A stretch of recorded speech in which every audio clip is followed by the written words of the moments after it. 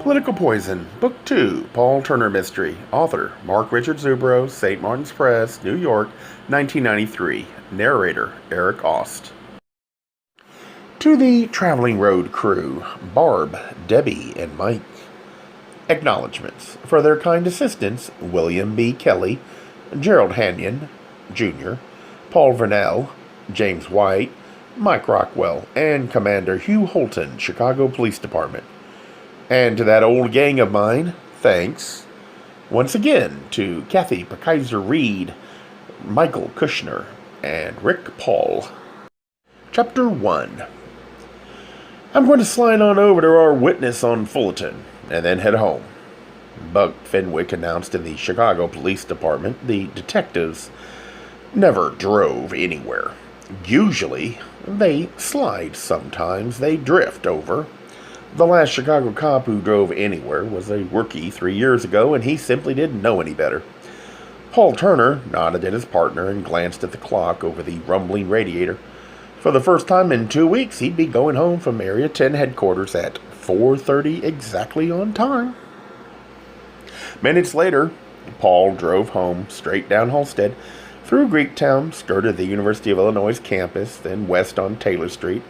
2 blocks later, he turned right and into his garage. In the kitchen, he gulped down a large glass of orange juice.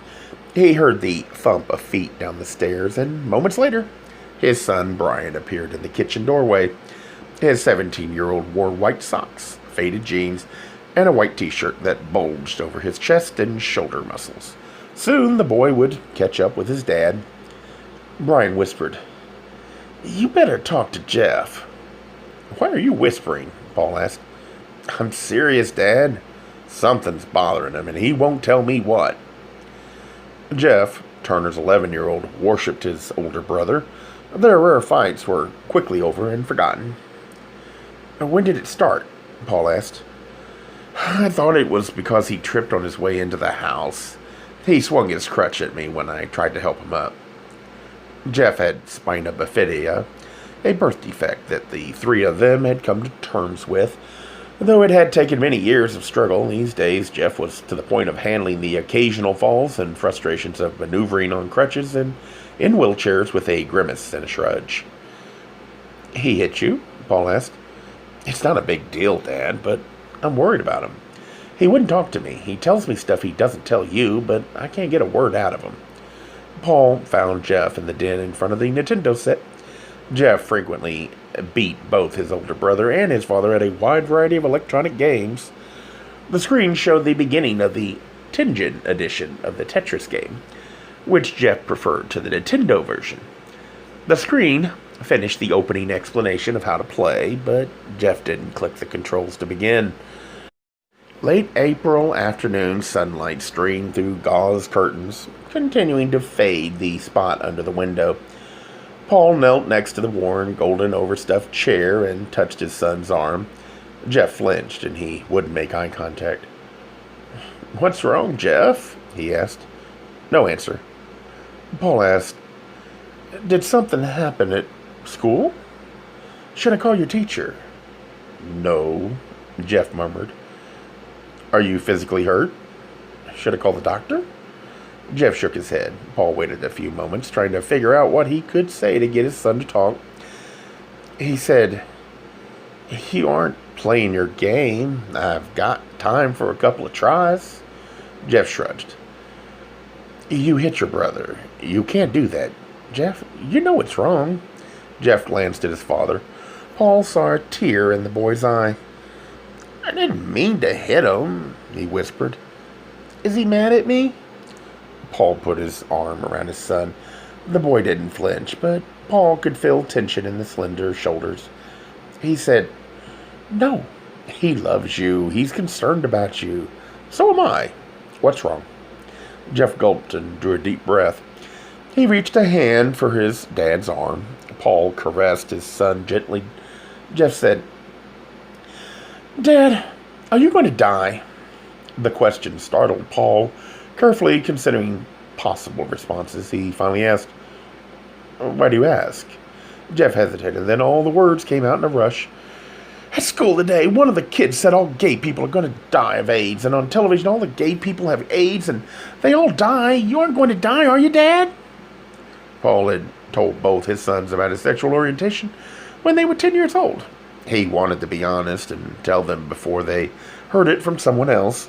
He and Brian were closer than most fathers and sons, and Paul always put down a large part of this to his honesty about his sexuality. He told Jeff last year, and he thought the boy was handling it well. Today's question was something new. Paul knelt in front of his son. Tears flooded the boy's eyes. Paul brushed the hair back on his son's forehead, placed his hands on the boy's arms. Television shows are just pretend, aren't they? Paul asked. The boy sniffed and nodded. And we've talked about how your friends don't always have accurate information? Jeff nodded. He'd been through a lot with kids and even adults with misinformation and ridicule about his birth defect.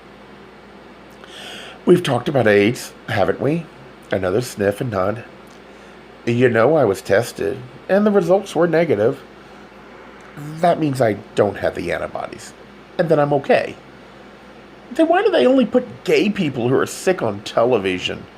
The 11-year-old asked. Television doesn't put very many gay people on its programs. Why not? His son demanded. I don't know, Jeff. They just don't. But there's lots of gay people. Uncle Ian, Ben Vargas. You know them. They aren't dying, and neither am I. Paul looked into his son's brown eyes, the thick, dark eyelashes which showed his Italian heritage. Feel better? He asked. The boy visibly relaxed. He put his arms around his dad, and they hugged. They played 3 games of Tetris. Paul insisted they quit when Jeff reached level 10. Over dinner, Paul told them about an incident earlier in the day at a jewelry shop on Wabash Avenue in the Loop. He'd been part of a foot chase that ended up at Buckingham Fountain. Did you get shot at? Jeff asked. One of the crooks some other detectives were chasing fired one shot in their direction. Nobody got hurt. He could have lied or told them nothing, but the incident would very likely be on the evening news. He'd rather they hear it from him. Did you have your vest on? Jeff asked. I sure did, Paul said. He ruffled his son's hair. Don't I always do what you tell me? Sometimes, Jeff said seriously.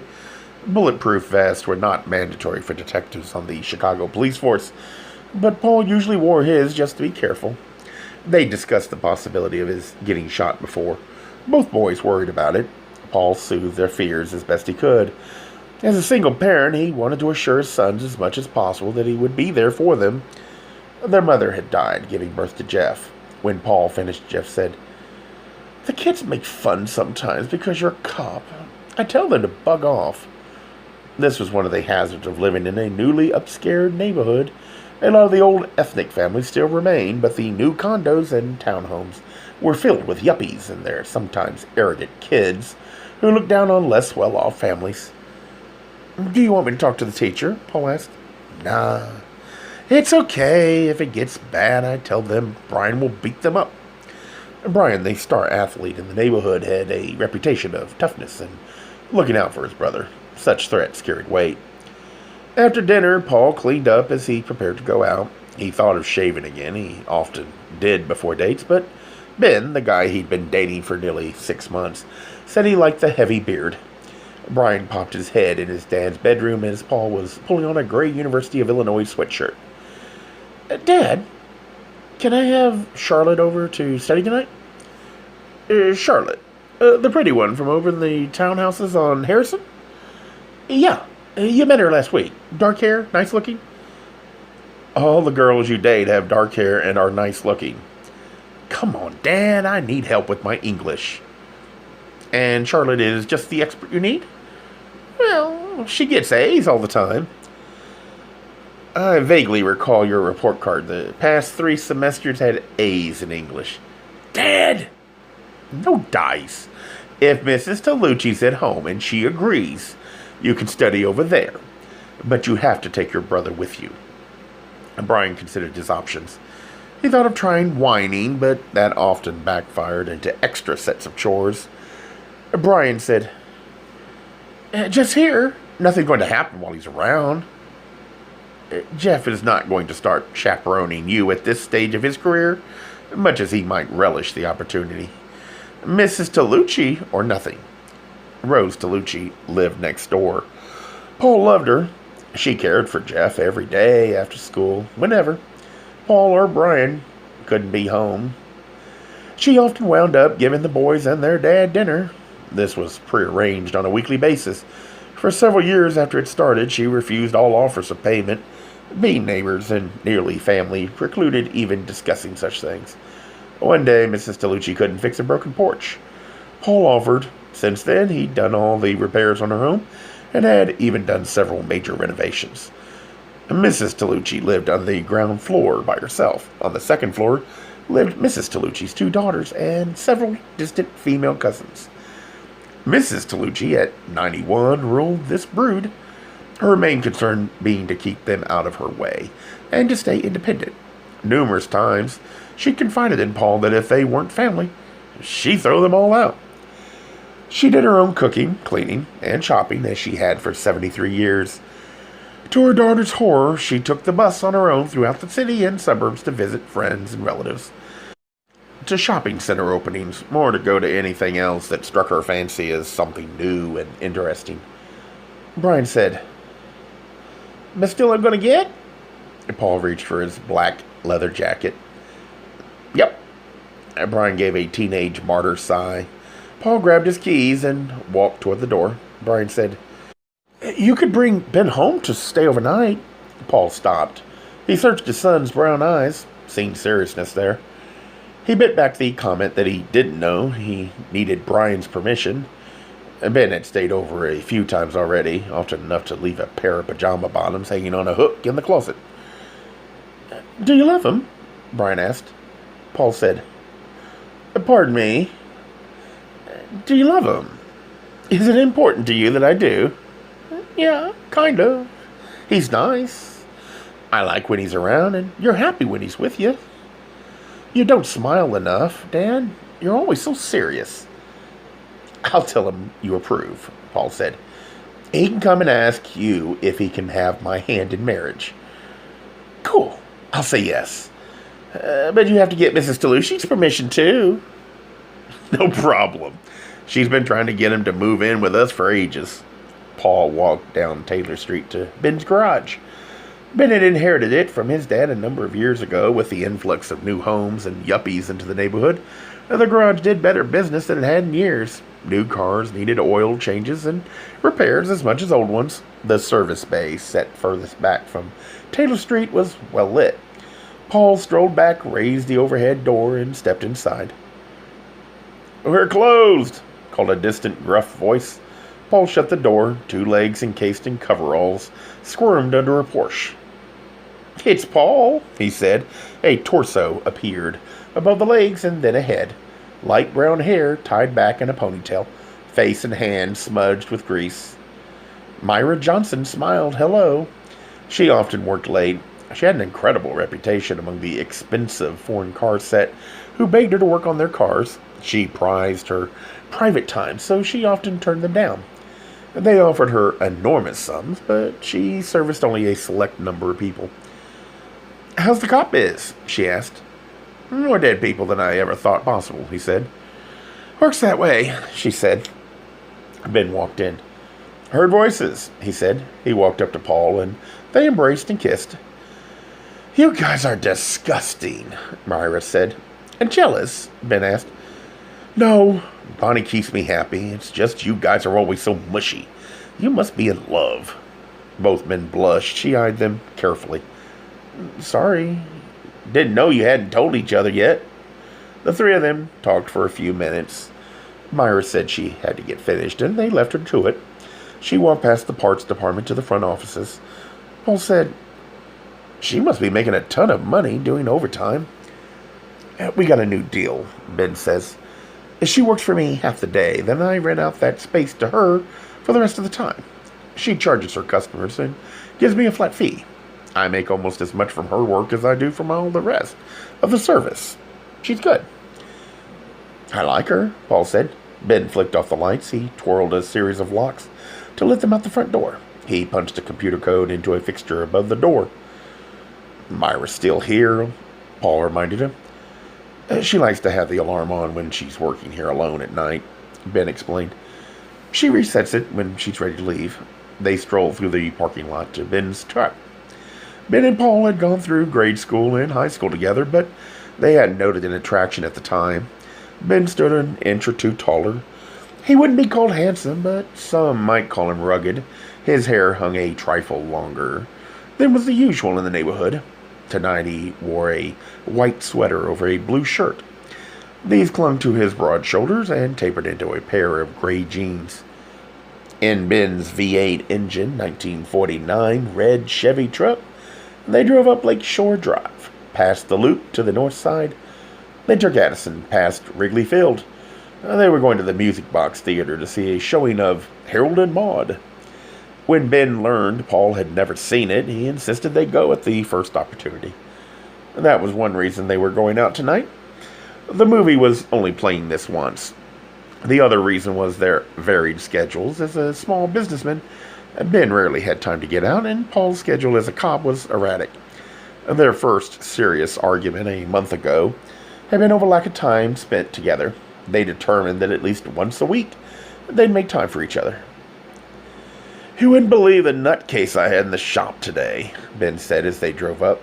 "Some guy in a full leather drag, cap jacket, pants, maybe even his shirt. He had hair down to his waist in the back. He wore diamond-studded sunglasses and rhinestone-encrusted boots. He didn't give his name, just demanded to be treated like royalty." "What's this guy driving?" Paul asked. "A $260,000 Bentley Continental R. That would start, but wouldn't keep going. Maybe somebody poured cocaine into the tank. Whatever. He's heard that Myra is the best mechanic in the city, and this guy says he only gets the best. No way it could be done. Myra's booked up months in advance and only does emergencies for friends." The guy got really mad and tried to bully Myra. He even pounded his diamond-studded boot on her workbench and shouted threats. "You didn't throw him out on his ass?" "I didn't have to. Myra tossed him out on his skinny little butt." "Physically pitched him out?" "Yep." "I'd like to have seen that. What happened to his car?" Paul asked. "It wouldn't even start anymore, so he had to have it towed away." Paul enjoyed the stories Ben told about the foibles of the patrons of the car repair shop. They found a parking space just off Southport, a block south of the theater. When Ben turned off the engine, Paul reached for the door handle. Ben said, "Hey, cop." He pulled Paul close. Paul enjoyed the strength and warmth, Ben's now familiar smell of sweat and Old Spice. He felt the bristly mustache as Ben's kiss strengthened. They fooled around until it was time for the show to start. As Ben had predicted, Paul loved the movie. Afterward, in a coffee shop on the other side of Southport, Paul told Ben about these separate conversations with his sons. Jeff's concern about his safety and Brian's concern about his love life. Ben said, "I'm glad Brian likes me. I hope Jeff does." "No problem. He lets you carry him. Lots of people offer, but he only permits a few people to do it. You're okay in his eyes." Jeff liked to be as independent as his birth defect permitted.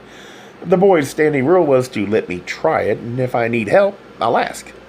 The only people permitted to break this rule were his dad and sometimes Brian.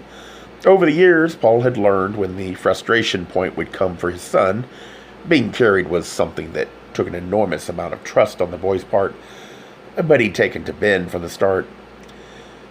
"You know, Myra was right," Paul said. Ben watched Paul's eyes. He reached for Ben's hand and held it on top of the table. "I do love you." "Myra's too smart for her own good," Ben said. He patted Paul's hand. "I love you too." Ben dropped Paul off at his doorstep. They whispered and kissed briefly before parting. Paul checked his sleeping sons. Brian lightly snoring, Jeff peacefully quiet. Paul sat in Jeff's bed, watching his son sleep for 10 minutes before he mounted the steps to his own room. The next morning, Brian made omelets with spinach filling. His eldest son had been on a health kick for 2 months. Paul didn't want to discourage this voluntary vegetable ingestion, but sighed inaudibly. He'd have to eat it too. Paul and his sons ate breakfast together every weekday. They rose a half hour early to share at least the one meal together. Last night's supper had been something of a rarity. They used the time in the morning to talk, compare schedules, settle family squabbles. Paul's workday started at 8:30, and as much as he tried to stick to a set schedule, the amount of overtime required of a detective in Area 10 made this almost impossible. Brian's spring baseball practice began next week and would keep him out until 6 most nights. Jeff's schedule varied because of his physical therapy. Paul wanted them together at least once a day for a meal. One of them cooked. They each took a week and rotated assignments. One cooked, one set the table, one cleaned up. Jeff's meals were understandably simple. The kitchen had special chairs, hooks, and pulleys to aid Jeff, although Paul stood ready to help and often assisted Jeff if things got complicated. At Area 10 headquarters, Turner half listened at roll call. He leaned against a now silent radiator. The spring weather had warmed sufficiently to ensure the blessed silence from the aged heating system.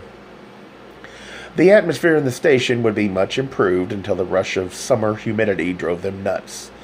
The building, housing Area 10, was south of the River City complex on Wells Street, on the southwest rim of Chicago's Loop. The building was as old and crumbling as River City was new and gleaming. 15 years ago, the department purchased a 4-story warehouse scheduled for demolition and decreed it would be a new Area 10 headquarters. To this day, rehabbers occasionally put in appearances. In fits and starts, the building had changed from an empty, hulking wreck to a people-filled hulking wreck.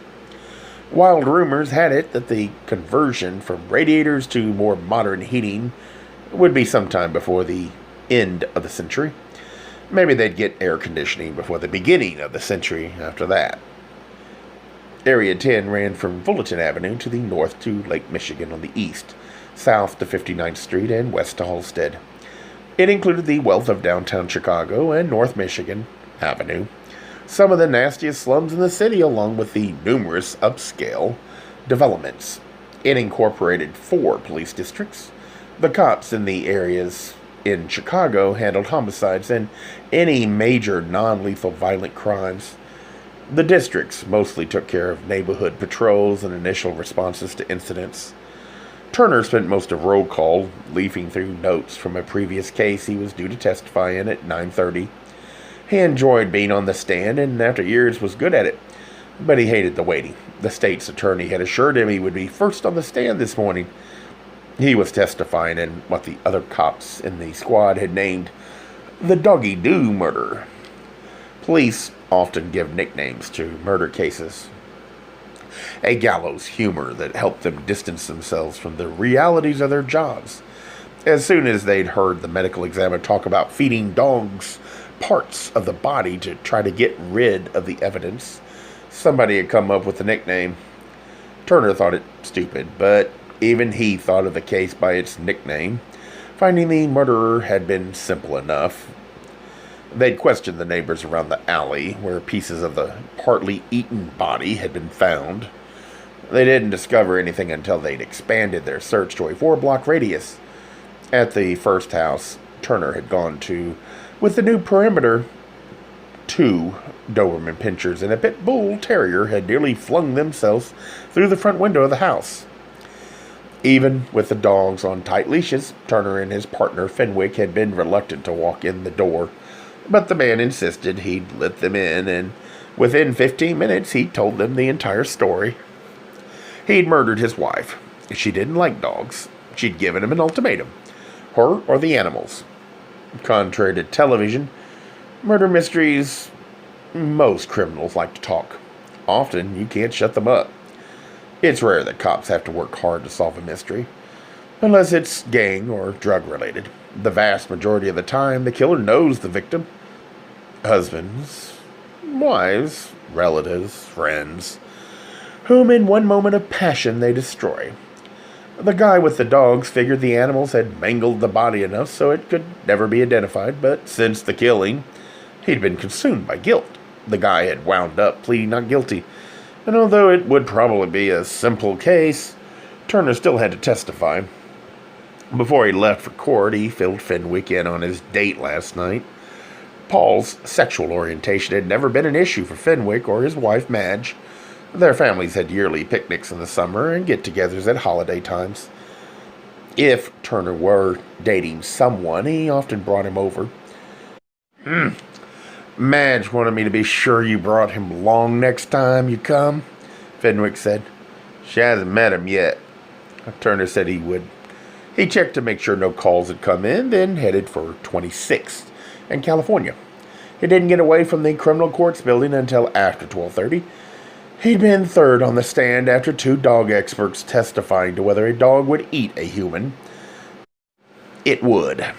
Back at Area 10, he picked up Fenwick and went out to grab some lunch, over most of which Fenwick grumbled. He was on a new diet. Over the years, his bulk had increased significantly. His periodic weight regimes ran from the exotic to the marginally nauseous. This week, it was lots of steamed vegetables. As they walked into the squad room, Sergeant Felix Poindexter spotted Turner and hurried over. A murder at the University of Chicago, Poindexter said. He pointed at them. The commander wants you guys on it. If a case had the possibility of being politically sensitive or controversial, the commander liked to put Turner and Fenwick in charge. They had a solid reputation for avoiding the pitfalls of swarming reporters and nervous politicos out for their own skin. One of the students? Fenwick asked. Professor Poindexter drew a deep breath. And Alderman. He didn't need to say any more. Everybody in Chicago knew Gideon Giles, university professor, liberal alderman, self-appointed devil's advocate, committed gadfly, and headline grabber. Turner and Fenwick didn't waste time asking what happened. They'd find out all they needed to know at the scene. Turner took the paper with the address from Poindexter, grabbed his regulation blue notebook, and hurried toward the door. Fenwick snatched the keys to one of the cars and signed it out. Turner was used to Fenwick's race car tactics. They roared to the on-ramp for the Dan Ryan Expressway at 18th Street. The exits in the local lanes crawled by to 55th Street.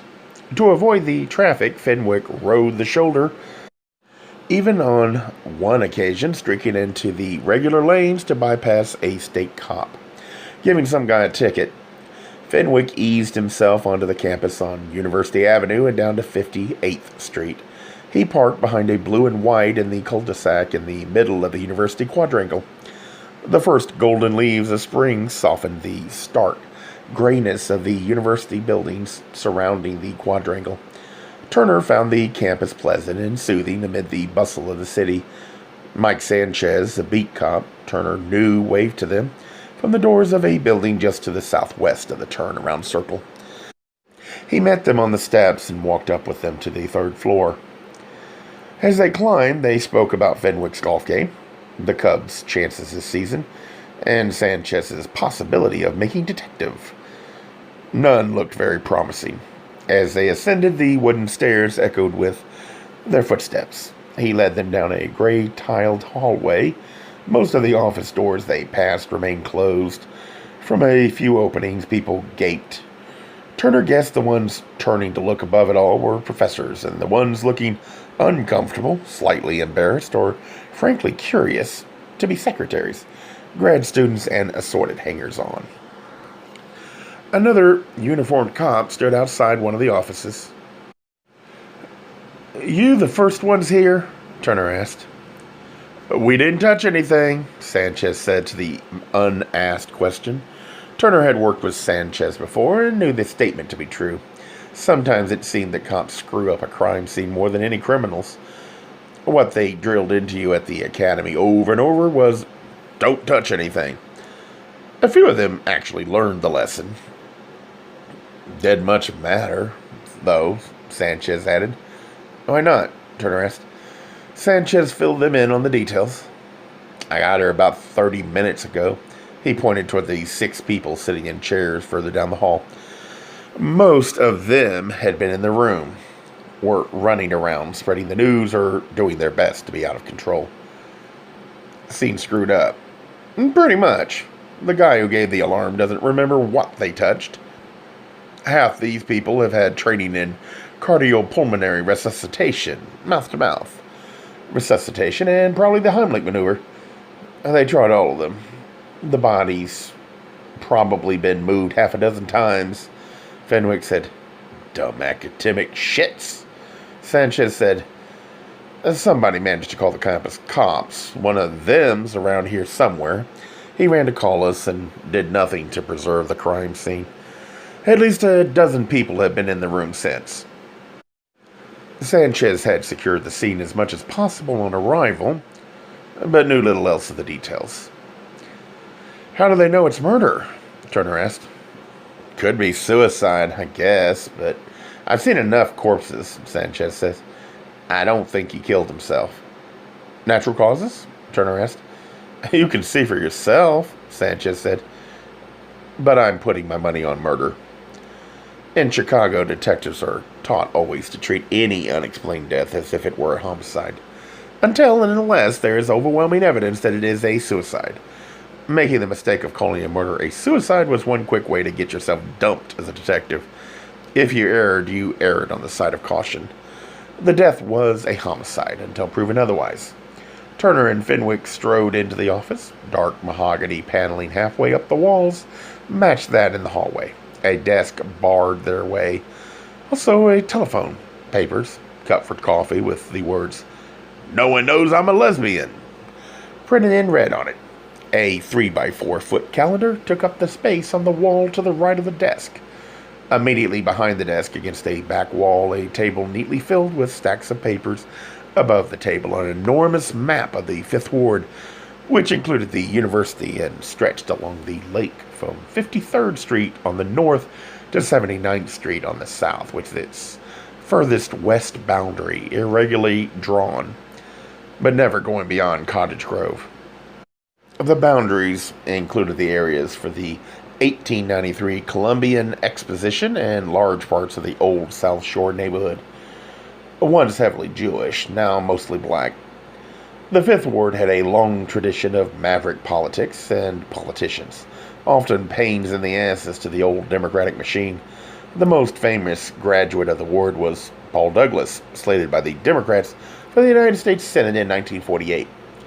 His victory was almost as much of a surprise as Truman's. The Democratic machine had run him for Senate because, as an independent, he caused them too much trouble in the city council. Gideon Giles came out of the same tradition, only more so.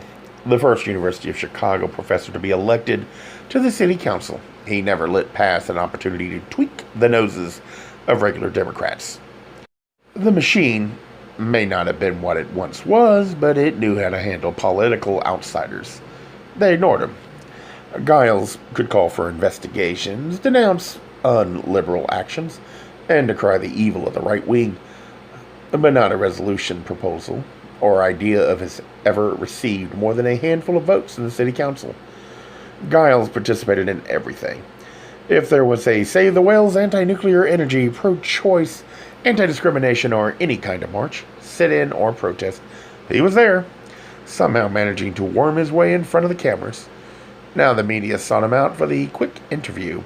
The easy quote, the desk and back table took up 7/8 of the room. A door to the left led to an inner office. From the outer office, Turner saw the body, clothes ripped, face distorted, laying face up on the floor, head toward the door.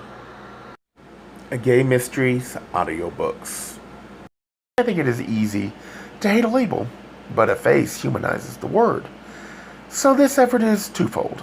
To offer comfort to those like myself that your world didn't end because you don't fit into the view of acceptable society on both sides. And in hopes of helping those with family that are LGBTQ, that it doesn't mean we are aliens from the child they once knew. Reassure them so they can maybe be supportive at the same time, being true to their values.